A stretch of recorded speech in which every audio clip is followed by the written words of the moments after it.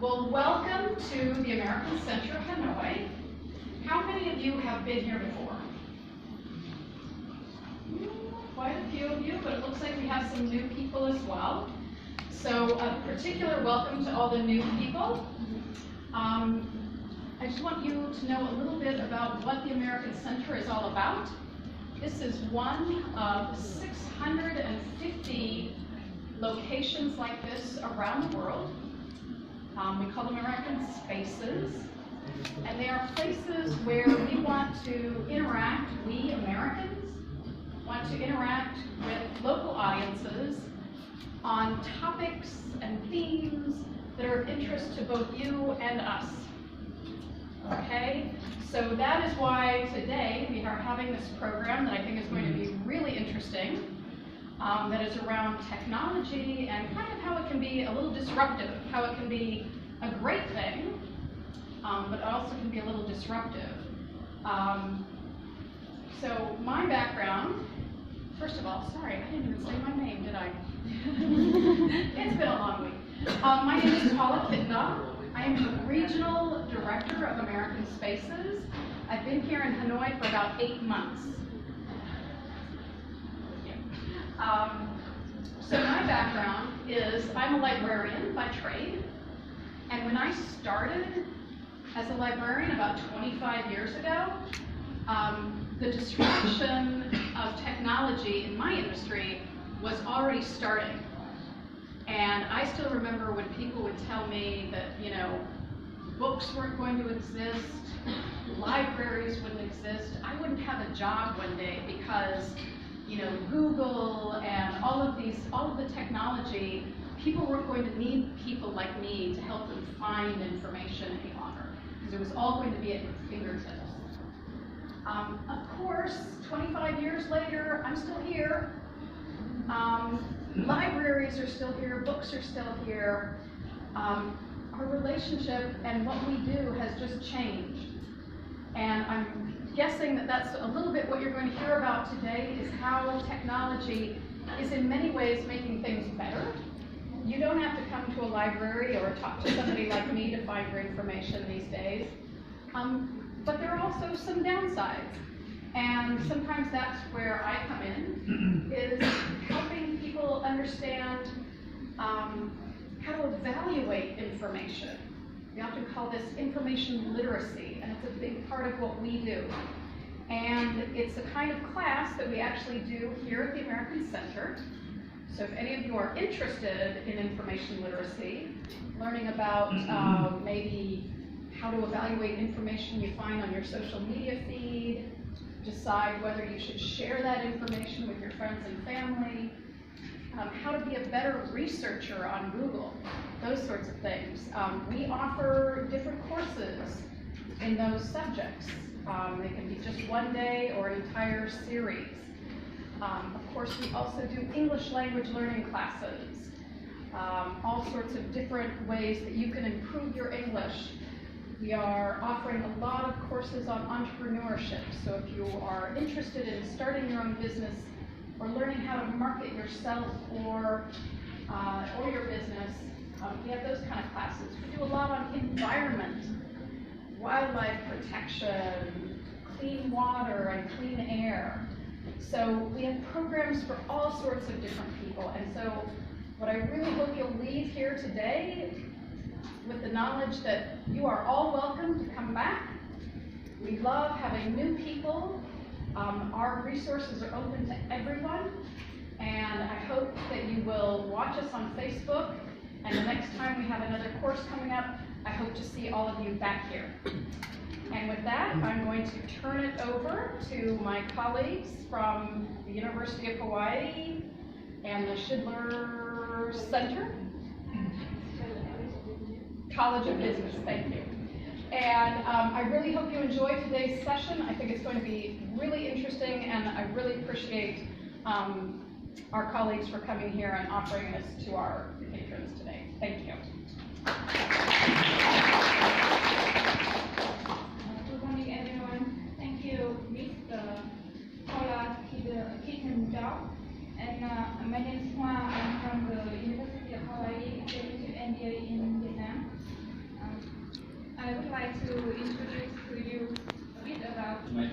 Vietnam and first to Hanoi, and I've had a very good time so far, and I'm very gracious to the embassy for letting me have this talk and communicate with you all on this.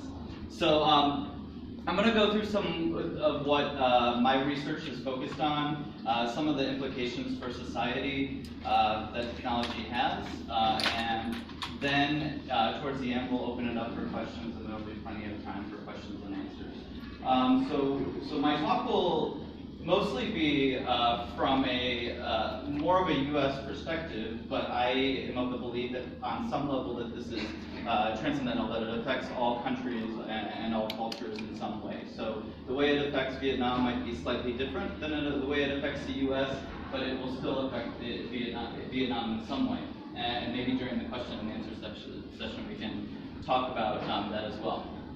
Okay, so so the title of my talk is Towards a Brighter Future with a question mark. How technology is impacting our society. So first of all, a little bit more about me. My research focuses on how the brain responds to technology in a variety of contexts.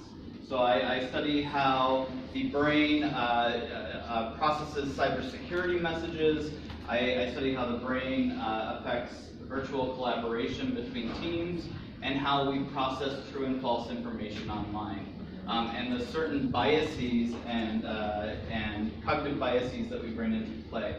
So my undergraduate degree was actually at Vanderbilt University in Nashville, Tennessee in the U.S., and my undergraduate degree is actually in neuroscience, not in business. After I got my undergraduate degree, I went and got an MBA with a concentration in finance, and then I moved on to information systems.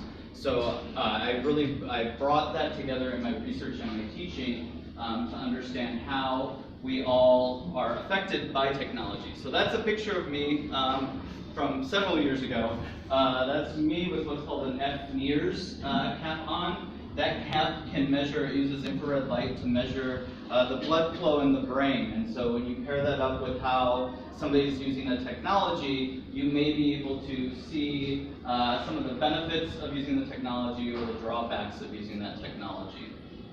We use other cognitive neuroscience tools in our discipline. So that's an MRI scanner, so we can put somebody into an MRI scanner and see how they react to technology as well.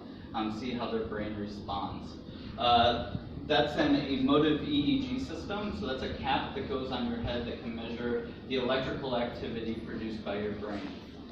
And then many of you have probably seen in some way, shape, or form the use of eye tracking.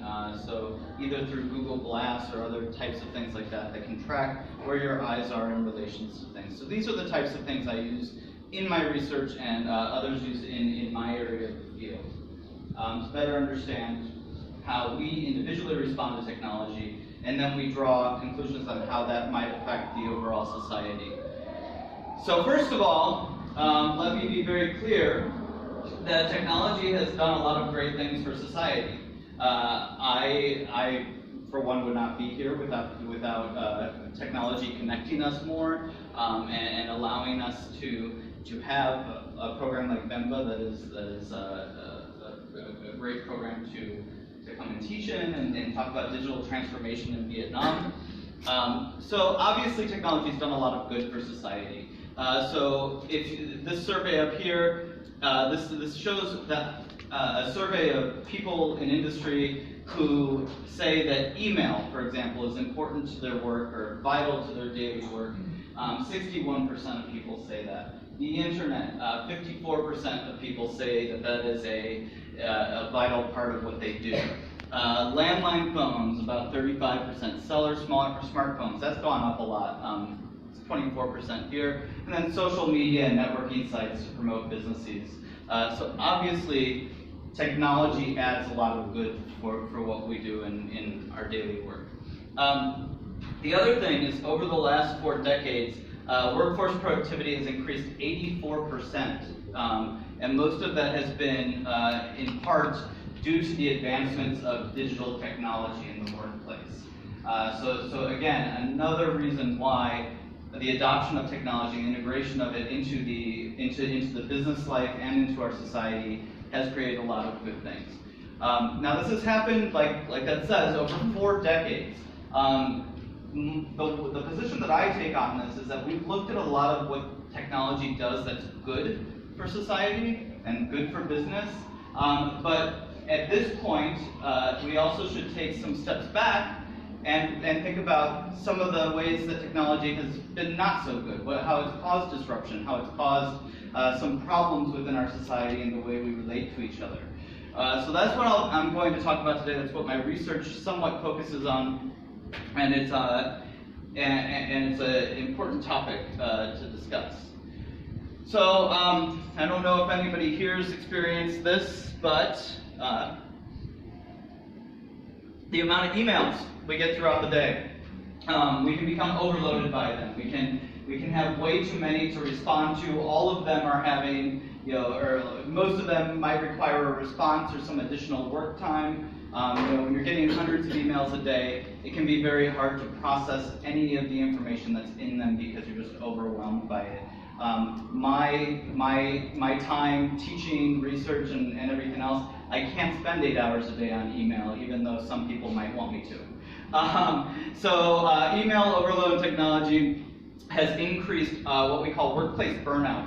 And the World Health Organization recently defined workplace burnout as a syndrome that is affecting a lot of people in society. So having too much information and having to do too much with technology leads to feelings of cynicism and being exhausted by the work process throughout the day.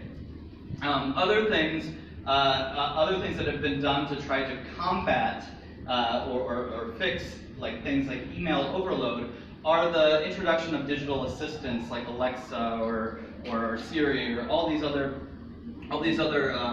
emergent technologies that try to refine and give us the information that we need when they think we need it.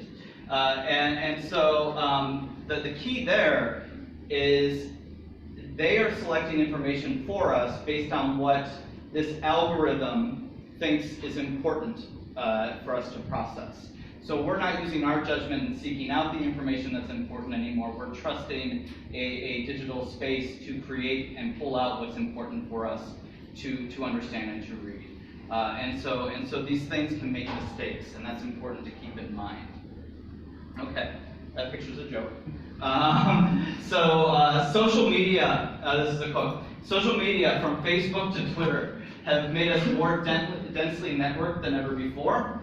Yet for all this connectivity, new research suggests that we have never been lonelier or more narcissistic, and that loneliness is making us mentally and physically ill. So social media, where we can be connected with people that we haven't been connected to in a long time, there's me and one of my colleagues at University of Hawaii and a number of other researchers around the world are starting to look at what we call the dark side of IT, kind of like a Star Wars reference there. So the dark side of IT, how social media could be causing some problems for us in the way that we interact with each other. And Stephen March in this article takes a position based on research of this. The other aspect of this, and this is very common in the US, and I would assume that it's common in some way, shape, or form here, which of these two pictures do we think the people are having more fun? Bottom right. Okay, yeah. And in the top left, you can see they're disconnected, they're withdrawn from each other, and they're looking at their phones. So there's something unique about the human experience that we really desire the type of connection on the bottom right, being in the same room with people, interacting with them, and really enjoying other people's immediate company. Facebook and Twitter and everything can provide some of that, but it does not provide every single aspect of that interaction there. And the people on the left, up at the top, are using this chance that they have to have a connection to be somewhere else. They're looking at their phone, thinking about things that are maybe hundreds or thousands of miles away. And this is in the US, this is a very, very common occurrence to walk into a restaurant and see people that are out to dinner, spending money to be together out to dinner, and not interacting, just completely being on their phones the entire time. And I mean, I've been guilty of that too at times. So I'm not saying that I'm always the bottom right, but that's what brings a lot of joy to us is interacting with each other on a personal level. The other aspect of some of the things that social media has created for us is the reduction of some of the social interactions that were small social interactions that still connected us with other people. So the selfie stick, for example, it kind of got cut off there at the top, but the selfie stick became very popular a few years ago, and it's very convenient and nice to use.